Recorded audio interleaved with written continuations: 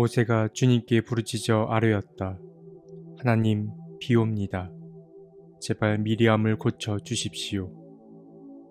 주님께서 모세에게 말씀하셨다. 미리암의 얼굴에 그의 아버지가 침을 뱉었어도 그가 이래 동안은 부끄러워하지 않겠느냐. 그러니 그를 이래 동안 진 밖에 가두었다가 그 뒤에 돌아오게 하여라. 그래서 미리암은 이래 동안 진 밖에 갇혀 있었다. 백성은 미리암이 돌아올 때까지 행군을 하지 않았다. 그가 돌아온 뒤에 백성은 하세롯에서 떠나 바란 광야에 이르러 진을 쳤다. 민수기 12장 13절에서 16절 말씀. 이집트를 탈출해 광야 생활을 하던 이스라엘 백성들은 떠남과 머무름의 시간을 반복합니다. 이 떠남과 머무름의 시간을 보내던 중 광야 한가운데에 잠시 정착하여 회막 생활을 시작합니다. 그리고 그 회막에서 머무는 동안 이스라엘 백성은 모세를 통해 주시는 하나님의 갖가지 규율 혹은 법규를 배우게 됩니다. 이러한 교육의 시간이 끝나고 민수기 10장에 이르러서 히브리 민족은 다시 긴 여정을 떠납니다. 하나님이 약속하신 땅, 바로 그 가나안 땅으로 들어가기 위해서 말입니다.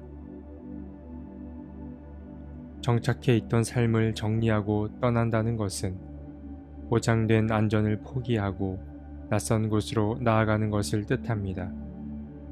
이 낯선 곳은 곧 불안하고 위태로운 상황에 처하게 된다는 말이기도 합니다. 그렇기에 이스라엘 민족은 가나안 입성을 앞둔 이 여정 중에 위태롭고 불안한 일들을 경험하게 됩니다. 그래서 이 히브리 민족은 감사를 잃은 채 하나님 앞에 자신들의 신세를 한탄하기도 하고 또 하나님을 원망하기도 했으며 또 하나님의 진노하심 앞에 용서를 구하는 일을 반복합니다. 사람은 익숙한 곳에 있을 때는 잘 모르지만 낯선 상황에 처하면 자기 안에 감춰져 있던 불안과 의심이 증폭되는 걸 경험하곤 합니다. 이스라엘 백성이 그러했고 우리도 그러합니다. 우리는 이스라엘 백성의 변덕 속에서 우리 자신의 모습을 발견합니다. 오늘 본문인 민수기 12장은 가나안을 향해 떠나는 히브리 민족이 겪은 에피소드 가운데 한 사건을 보여줍니다. 어느 날 모세가 구스 여인을 데려와 아내로 맞습니다. 여기서 구스라는 의미는 일반적으로 에디오피아를 가리킵니다. 그런데 모세가 그의 아내 십보라를 두고 다른 여인을 아내로 맞아들였기 때문인지 아니면 새로운 아내를 맞이하되 하필 저 이방 나라의 여인을 아내로 맞아들였기 때문인지 몰라도 모세의 누이 미리암과 모세의 형 아론은 모세를 비방하기 시작합니다. 그들은 이 일로 모세의 권위에 의문을 제기합니다. 하나님과 백성 사이에서 모세만이 중재자 노릇을 할 수 있는가 하는 의문을 제기합니다. 모세는 이들의 비난을 들었을 테지만 어떠한 변명도 없이 그들의 비난을 묵묵히 듣고만 있었습니다. 주님은 모세를 향한 미리암과 아론의 비난을 들으시고 세 사람을 부르셨습니다. 그리고 구름 기둥으로 임하신 주님은 아론과 미리암에게 따로 말씀하셨습니다. 나의 종 모세는 다르다. 그는 나의 온 집을 충성스럽게 맡고 있다. 그와는 내가 얼굴을 마주 바라보고 말한다. 명백하게 말하고 모호하게 말하지 않는다. 그는 나 주의 모습까지 볼 수 있다.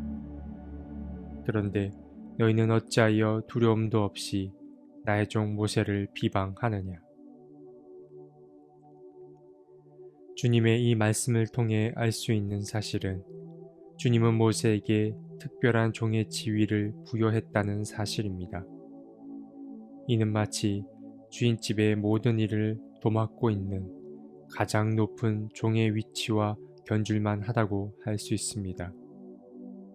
모세는 이미 다른 여느 선지자들보다 더 높은 자리에 있음을 우리는 알 수 있습니다.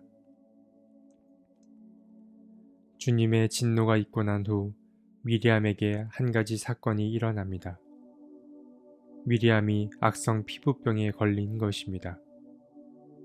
그녀의 피부는 눈처럼 하얗게 되었습니다.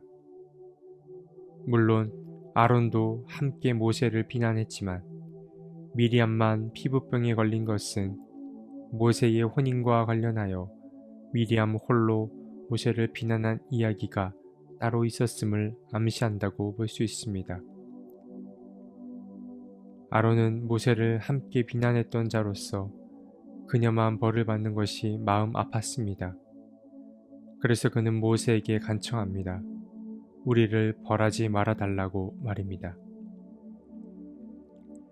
모세는 마음이 완악한 자가 아니었습니다. 그는 아론의 간청을 듣고 미리암을 낫게 해달라고 주님께 기도했습니다. 주님은 심판하는 자이기도 하지만 그는 먼저 자비가 가득한 분이셨습니다. 주님은 한 가지 조건을 내걸고 미리암을 용서하기로 하셨습니다.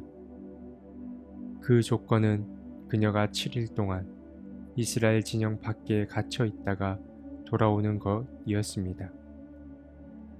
이 조건은 주님께서 레위기 14장에서 말씀하신 악성 피부병에 걸린 자가 깨끗게 되기 위한 규례인 것입니다. 그렇게 미리암은 그 기간을 잘 지켜 치유되었고 백성들은 그녀가 이 기간을 다 채울 때까지 함께 기다려 주었습니다. 익숙한 곳을 떠나면 예상치 못한 일들을 겪게 됩니다. 낯선 동네로 이사를 가도 그렇고 학교를 옮겨도 그러하며 교회를 옮겨도 적응하는 데 많은 시간을 필요로 합니다. 익숙한 곳을 떠난다는 것은 우리가 취약해지는 것을 받아들인다는 말과도 같습니다. 그래서 더 먼 곳으로의 여행은 우리가 더 무방비가 된다는 말이기도 하고 또 반대로 그만큼 새로운 자신을 발견하게 된다는 말이기도 합니다. 이스라엘 민족은 회막 생활을 마감하고 새로운 땅, 젖과 꿀이 흐르는 땅으로 나아갔습니다. 그 여정은 안정적인 모든 것을 포기하고 새로운 존재로 거듭나기 위한 과정과도 같았습니다. 그 과정은 숱한 시행착오를 수반합니다. 그러나 그런 시행착오가 있었기에 히브리 민족은 살아있는 신앙을 유지할 수 있었습니다. 떠나는 중에 모세는 새로운 여인을 아내로 맞아들였고 그런 모세가 마음에 들지 않았던 아론과 미리암은 하나님의 마음을 잃은 채 모세를 비난하게 됩니다. 사소해 보일 수 있는 이 일도 떠나던 중에 일어난 일이었습니다. 떠난다는 것은 안전을 보장하지 않습니다. 떠남은 평온함이 없는 위태로운 상황을 수반합니다. 하지만 두려움 때문에 떠나지 않는다면 우리의 신앙이 더 깊어질 기회를 갖기 어려울 것입니다. 일상의 작은 일에서부터 떠나는 훈련을 하는 여러분이 되셨으면 좋겠습니다. 하나님, 봄의 단잠에서 깨어나게 해 주십시오. 안온한 일상을 벗어나 새로운 세계로 초대하시는 그 주님의 초대에 응답하게 해 주십시오. 아멘.